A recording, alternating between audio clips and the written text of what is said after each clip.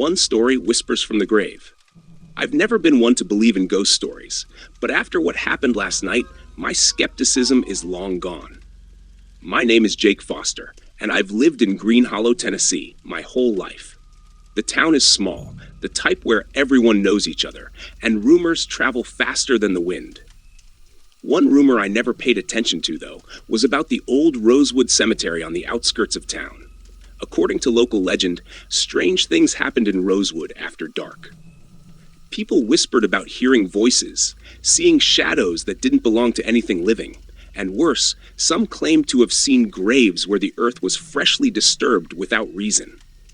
I always figured these were stories told to scare kids away from the cemetery, but curiosity got the better of me. Last night, I went there alone. The cemetery is a sprawling mess of ancient headstones, most of them worn down by time, their inscriptions barely readable.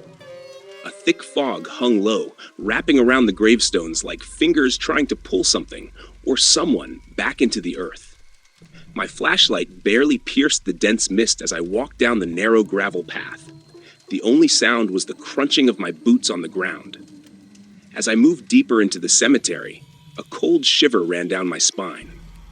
The temperature seemed to drop the further I went, and the wind that swept through the trees carried with it faint, unintelligible whispers. I kept telling myself it was nothing, just the wind playing tricks on my mind. Suddenly, I heard a thud behind me. I turned around quickly, shining my light, but there was nothing, only rows of gravestones and eerie silence.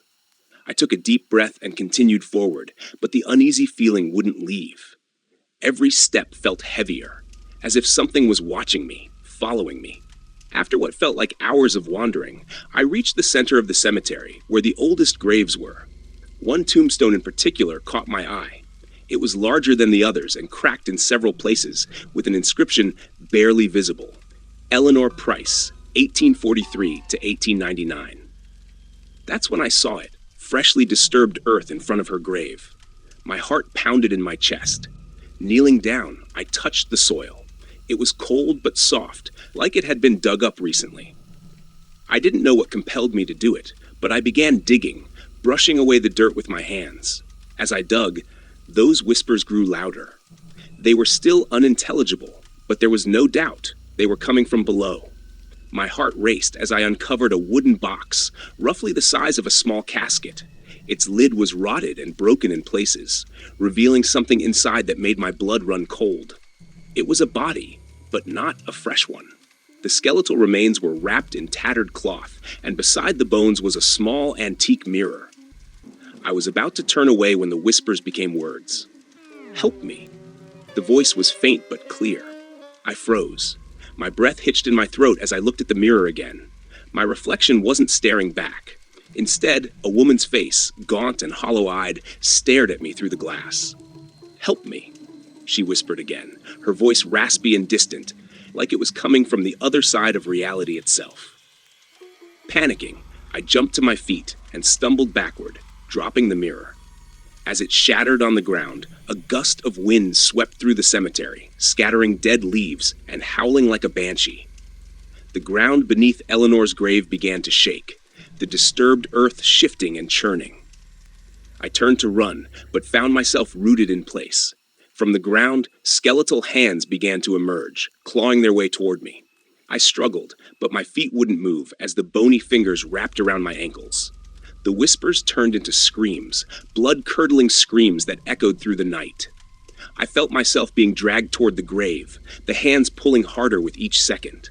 My flashlight flickered and died, plunging the cemetery into darkness. And then, just as suddenly as it had begun, the screaming stopped. I was free. I scrambled away, panting, and when I looked back, the grave was still. The hands were gone, the earth undisturbed, as if nothing had ever happened. I ran. I didn't stop until I was out of the cemetery, gasping for air and shaking. I didn't look back. The next morning, I went to the sheriff, told him everything. He didn't believe me, of course, but when we returned to Rosewood Cemetery, Eleanor Price's grave was exactly how I'd found it before the nightmare began, freshly dug, the dirt still unsettled. I never went back, but sometimes, when I walk by the edge of town, I swear I hear those whispers calling my name. 2 stories. The Graveyard's Whisper. The wind howled through the old cemetery as I made my way down the narrow gravel path. Moonlight flickered through the branches of the towering oaks, casting jagged shadows on the ground. My name is Tyler, and this was supposed to be a dare, just a stupid challenge from my friends, who thought it would be funny to see if I could spend a night in Pine Hill Cemetery, the oldest graveyard in Ashburn. I wasn't afraid of ghosts or spirits, at least that's what I told myself as I pushed through the rusty gate. The creak echoed in the still night, sending a chill down my spine. I set up near a massive mausoleum at the center of the cemetery, its stone walls cracked with age. I figured if I stayed near something solid, I'd feel safer. Hours passed, and nothing happened. I relaxed, thinking the worst thing I'd have to deal with would be the cold. But then, around midnight, I heard it. A low, almost imperceptible whisper carried by the wind. It was soft at first, like the rustling of leaves, but soon it grew louder, more distinct. Tyler. I froze. My heart pounded in my chest, and I convinced myself it was just my imagination. But then, it came again, clearer this time. Tyler, come closer. I spun around, shining my flashlight in every direction.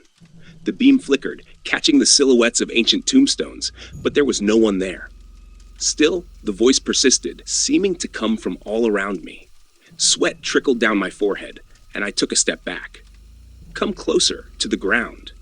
It was insane, but something about that voice, its smooth, eerie tone, made my legs move on their own. I knelt down by an unmarked grave, the dirt still slightly disturbed as if it had recently been dug up. My hand, trembling, reached out toward the soil, compelled by a force I couldn't explain. Suddenly, the ground shifted beneath my fingers. I yanked my hand back as something cold and slimy brushed against my skin.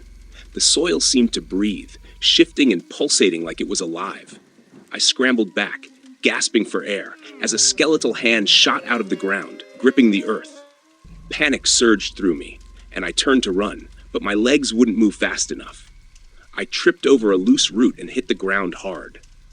The whispers returned, louder now, dozens of voices all at once, calling my name, beckoning me back to the grave. I glanced behind me, and what I saw made my blood run cold. It wasn't just one hand. There were dozens of them, clawing their way out of the dirt. Skeletal figures, draped in tattered burial clothes, pulled themselves from the earth like something out of a nightmare. Tyler, stay with us. I crawled backward, desperately trying to distance myself, but the figures were relentless. They moved slowly, methodically, their empty eye sockets trained on me. I could feel their hunger, a dark need to drag me into their world. As I got to my feet, the mausoleum door behind me creaked open, revealing an even darker abyss inside. I was trapped, between the dead rising from their graves and the ancient, yawning crypt that seemed to be calling me. With no other choice, I ran into the mausoleum, slamming the door behind me. My breathing was ragged, heart hammering in my chest as I leaned against the cold stone walls. For a moment, everything was silent. The whispers faded, the hands stopped scratching. But then a new sound emerged, a soft tapping, like fingers against wood. I turned to face the back of the mausoleum, where a single coffin lay. The tapping grew louder. My body shook with fear as the lid began to shift, inching open, revealing a figure inside. A decaying corpse, its hollow eyes staring straight at me. Its mouth twisted into a grotesque smile as it whispered once more, "Welcome home." And then I understood. The whispers, the hands, the grave, they weren't calling me by accident. This cemetery had been waiting for me to join them. 3 stories, the unmarked grave. I never thought much of the old cemetery on the edge of town. It was a forgotten place, overgrown and neglected, where the dead seemed to rest in peace. Or so I thought. My friend Derek dared me to spend a night there. I took the challenge, driven by a mix of bravado and curiosity. The evening began with the usual spookiness of an old graveyard, shadows stretching long in the fading light, the distant howl of a coyote and the rustling of dead leaves. I set up a small camp near an old cracked tombstone, my flashlight illuminating the names etched into the stone. Around midnight, a thick fog rolled in, enveloping the cemetery in a ghostly shroud. The fog was so dense it was almost impossible to see more than a few feet ahead. I could hear something moving in the mist, but whenever I turned my flashlight toward the sound, it vanished. As I sat, shivering slightly despite the warm September night, I noticed something strange. A fresh mound of earth in a cemetery that hadn't seen a burial in years. The dirt was still loose, and the grass around it was crushed, as if someone had recently stood there. Driven by a mix of fear and fascination, I approached the mound. My heart raced as I reached out and touched the soil. It was still cold and damp. I decided to dig, thinking it might be some sort of prank. With each shovelful of earth I removed, my unease grew. Suddenly, the shovel hit something solid. I scraped away the remaining dirt to reveal an old, rusted metal casket. My hands trembled as I pried it open. Inside, I found not a skeleton, but an old, tattered suit with a pair of ghostly eyes staring back at me from a mirror nestled in the chest pocket.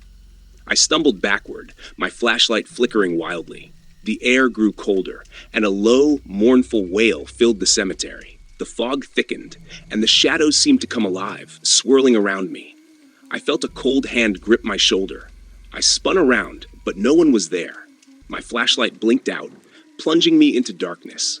Panicked, I fled from the graveyard, but the fog seemed to cling to me, obscuring my path. As I reached the edge of the cemetery, I glanced back and saw the grave had vanished, replaced by a perfectly manicured lawn with fresh flowers. The next morning, I returned with the authorities, but the grave was gone. The cemetery was as it always had been, overgrown and forgotten. No sign of the metal casket, the eyes, or the fog remained. The only thing that lingered was the unsettling feeling that I had witnessed something I wasn't meant to see. No one believed my story, but I knew what I saw. And sometimes, when the fog rolls in, I can't shake the feeling that something is still watching from that unmarked grave, half waiting for the next curious soul to uncover its secrets.